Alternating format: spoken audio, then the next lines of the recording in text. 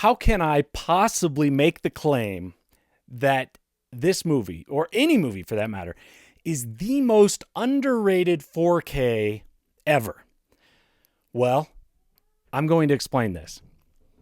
The movie I'm talking about today is from 2008, The Incredible Hulk. This is the version that stars Edward Norton as Bruce Banner, aka the Hulk. Not to be confused with the one that came out a few years before that starred Eric Bana and was kind of a disaster critically and at the box office, etc. Because that movie did so poorly, I never saw The Incredible Hulk with Edward Norton. I didn't see it in the theater, never saw it afterwards, never had any interest in seeing it.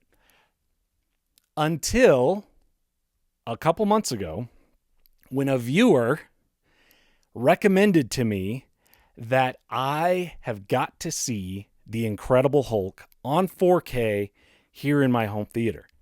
And the first time he mentioned it, I was like, oh yeah, I need to put that on my list. And then he made a comment in one of my further videos and he said, hey, listen, you really do need to see this movie. And so I was like, okay, all right, I'm going to get it.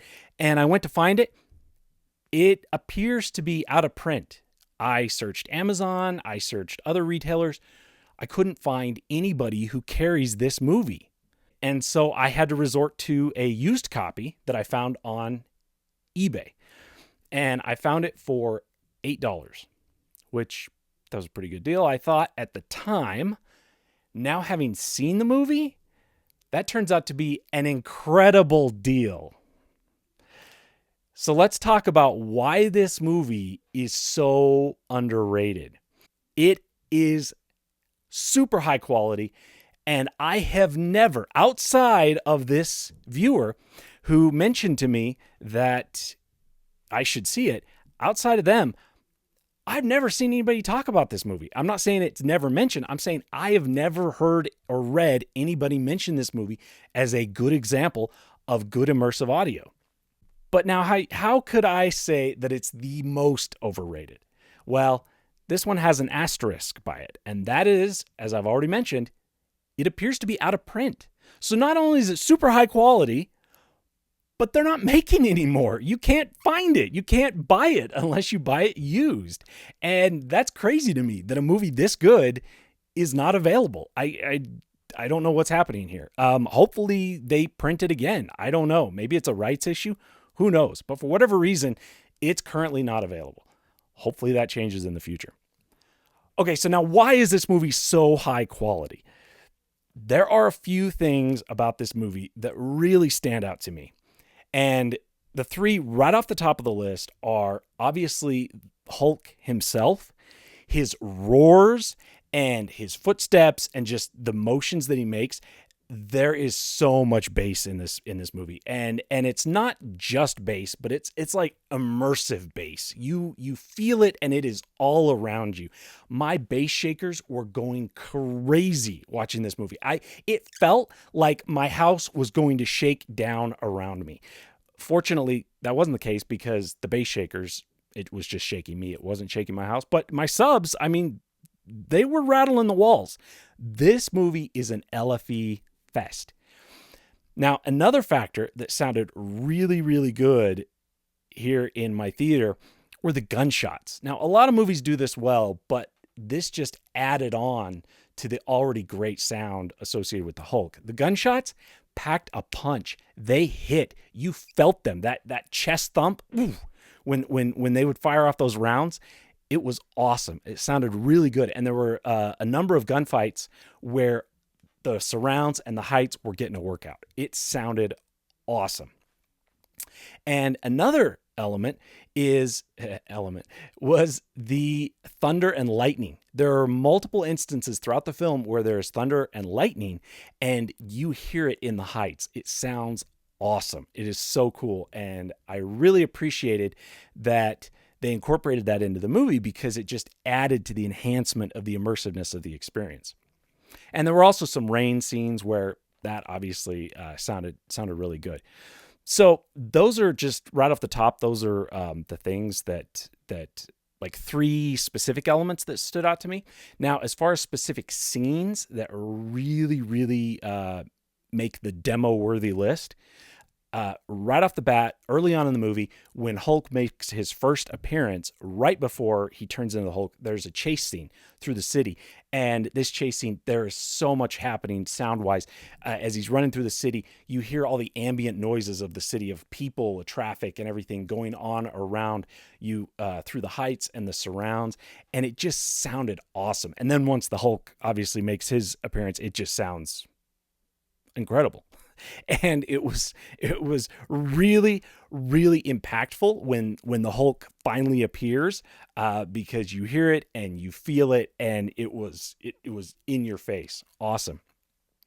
And then the climax of the movie is when Abomination comes into the movie, and Hulk has to take him out, and those two monsters fighting each other. I gotta say, for a movie that is, let's see, it came out in 2008. So what is that? I'm blanking. 16 years? Is that right? 16 years old? This movie is not young, but it sounded awesome. And like I've already mentioned, the bass, like when Abomination is stomping around, boom, boom, you would feel it. I mean, my bass shakers, like I say, they were going crazy. And it sounded awesome. And the fight scene, it was great. Now, I have to say, one of the things that I really, really enjoyed about this movie is the story. Now, I'm going to have to explain that a little bit, because when you're talking about a superhero movie, you don't really think about the story. What I mean is, it was a simple, straightforward story that had very clear characters and objectives, and it stayed on that narrative through the entire movie. You weren't constantly being assaulted with new characters and new faces and new plot lines and new developments and new twists and turns. And you're just constantly like, what is happening? No, you know who the main characters are. There's only a few of them, and you know what they're doing. One of them is running and the other is chasing, and one of them is helping. And that is about it. And it stayed on that narrative, and it didn't deviate. And I appreciated that. And it really made me even more frustrated with the superhero movies that came later on in the Marvel Cinematic Universe, where it just became so convoluted and so messy and just hard to keep track of and just exhausting. Because back in the beginning, back when it was movies like The Incredible Hulk and Iron Man, the movies were simple. And I feel like the scriptwriters or the filmmakers thought that in order to keep the viewer's attention, they had to make it more complicated and more everything. But that's not always the case. And in a movie like this, keeping it simple worked really well. They focused on a simple story and making incredible sound. And I will mention, this soundtrack, it's not actually in Dolby Atmos. It's actually in DTSX, which some people claim that DTSX is far superior to Atmos. I'm not sure exactly what they're basing that on. I would be interested to hear the arguments that speak in favor of DTSX being better than Atmos.